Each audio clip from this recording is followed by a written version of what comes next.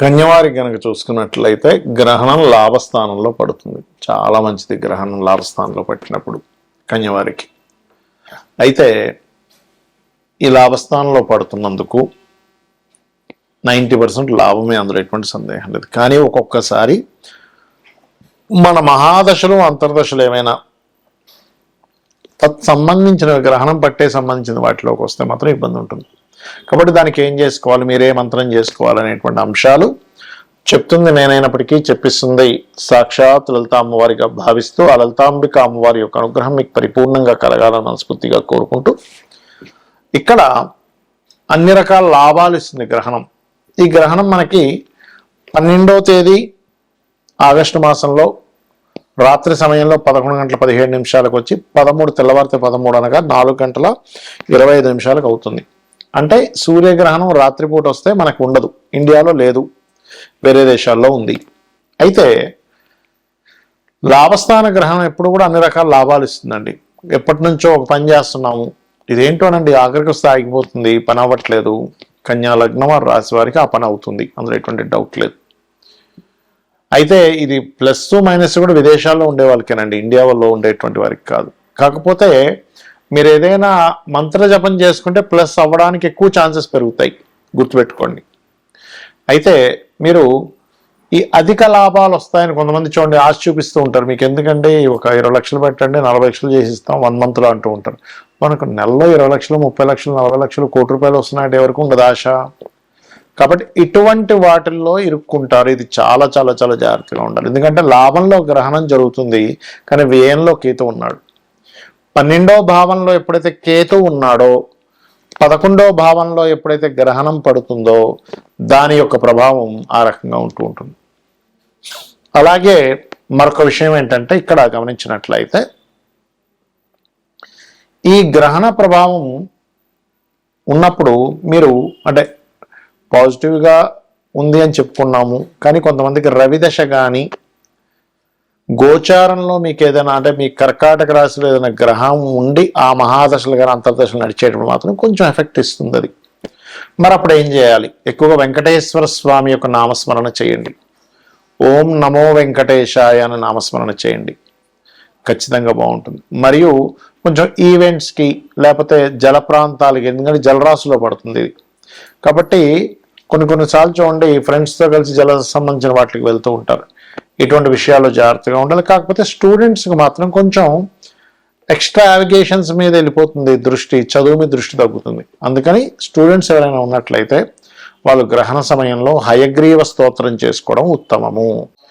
అయితే ఇది ఏ ఏ దేశాల్లో ఉంది గ్రహణము అని చెప్పి చూసుకున్నట్లయితే మనకి గ్రీన్లాండ్, అదేవిధంగా నార్త్ రష్యా, స్పెయిన్, ఐలాండ్, ఈ దేశాల్లో ఉంది.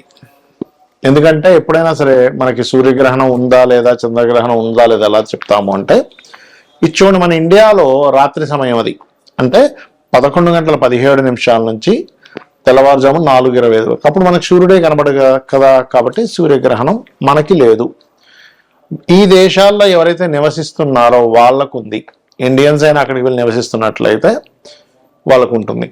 అయితే ఈ గ్రహణ ప్రభావం ఏ రాశులకి ఎక్కువగా ఉంటుంది అని చెప్పి చూసుకుంటే కర్కాటకం, ఎందుకంటే ఆశ్లేష నక్షత్రంలో గ్రహణం కదా పడుతుంది. ఆశ్లేష, జ్యేష్ఠ, రేవతి నక్షత్రం వారు జాగ్రత్తగా ఉండాలి. మరియు కర్కాటకము, వృశ్చికము, అదేవిధంగా మీనము. కర్కాటకానికి ముందు వెనక రాశులు అంటే మిథునము, సింహరాశి వారు కూడా కించిత్ జాగ్రత్త వహించాలి, గుర్తుపెట్టుకోండి. అయితే కొన్నిసార్లు గ్రహణ ప్రభావం కొన్ని రాసుల వారికి మంచి కూడా చేస్తుంది. ఎంతసేపు గ్రహణం అని బ్యాడ్ అనుకోకండి. అసలు గ్రహణము అంటే భయపెట్టేదో కాదు, గుర్తుపెట్టుకోండి.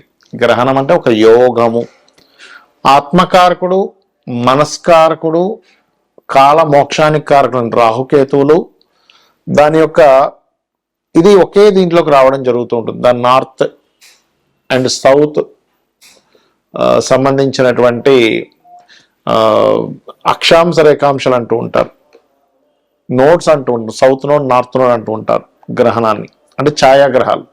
అలా వచ్చినప్పుడు మనం చేసే మంత్రం ఏదైతే ఉంటుందో అది మనం నిత్యము చేసే రోజు కంటే కూడా ఆ రోజు 1000 రెట్లు ఫలితం ఎక్కువగా ఉంటుంది.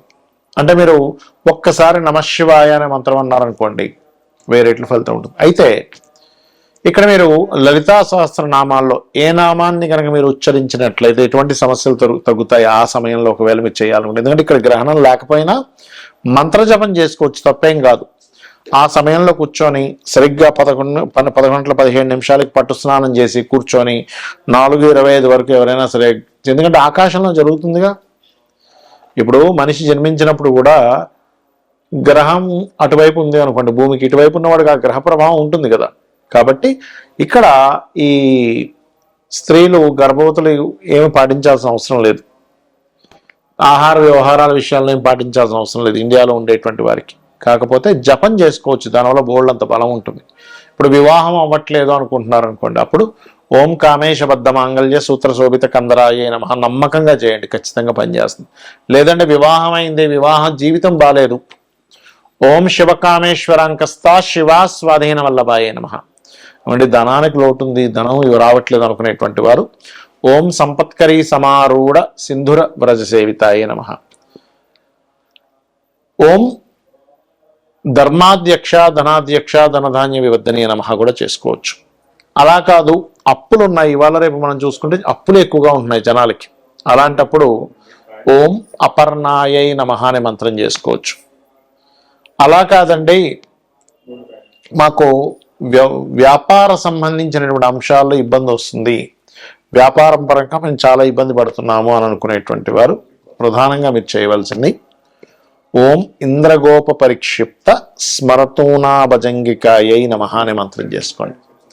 ఇలా మీరు కనుక చేసుకున్నట్లయితే ఖచ్చితంగా మీకు బాగుంటుంది, అందులో ఎటువంటి సందేహం లేదు. అయితే ఎప్పుడు కూడా గ్రహణాన్ని అమ్మో గ్రహణం వస్తుంది అని భయపడ్డం కాదు, అదొక యోగంగా చెప్పారు మనకు శాస్త్రాల్లో. కాబట్టి ఆ అద్భుతమైన యోగం, ఎందుకంటే ఒక మంత్ర జపం ఏదైతే ఉంటుందో ఆ మంత్ర జపము చేయడం ద్వారా మన పూర్వజన్మ కర్మ తగ్గుతుంది. ఎప్పుడైతే పూర్వజన్మ కర్మ తగ్గుతుందో మీకు ఆటోమేటిక్గా అన్నీ బాగుంటూ ఉంటాయి. కొంతమంది హెల్త్ ఇష్యూస్ ఉంటాయి చూడండి, అలాంటప్పుడు హెల్త్ ఇష్యూస్ ఉన్నప్పుడు ఏంటంటే ప్రధానంగా ఓం సర్వవ్యాధి ప్రశమని సర్వమృత్యు నివారిణి అగ్రగణ్య చింత్య రూప కలికర్మశనాశిని. ఇప్పుడు నేను ఒక్కొక్క రాశికి ఒక్కొక్కటి చెప్పుకుంటూ వచ్చాను. ఆ రాశి వారు ముఖ్యంగా గ్రహణం రోజు నుంచి 41 రోజులు ఆ యొక్క విషయాల్లో జాగ్రత్తగా ఉండాలి. 41 రోజులు, లేదా ఒక్కరోజు కాదు. అదేవిధంగా దానాలు ఏమి ఇవ్వాలో చెప్పాను నేను మీకు. మరొక విషయం ఏంటంటే, ఏమంటే నాకు రాశి తెలియదు, ఏమీ తెలియదండి, కానీ గ్రహణ ప్రభావం నా మీద ఉంటుందా అంటే మీరు ఆ సమయంలో మీ ఇష్టదైవాన్ని స్మరించుకోండి, సరిపోతుంది. రాశి తెలియదు అన్నప్పుడు పేరుతో చూసుకోవడం, పేరుతో చూసి గ్రహణం పడుతుంది అనుకోవడం అనేటువంటిది కరెక్ట్ కాదు. మీ జన్మ వివరాలు సరిగ్గా ఉంటే అప్పుడు మాత్రమే మీ గ్రహణం లగ్నం నుంచి కానీ రాశి నుంచి కానీ ఎక్కడ పడుతుంది, దానివల్ల కలిగే ఫలితాలు ఏమిటనేటువంటిది చూసుకోవాలి, గుర్తుపెట్టుకోండి.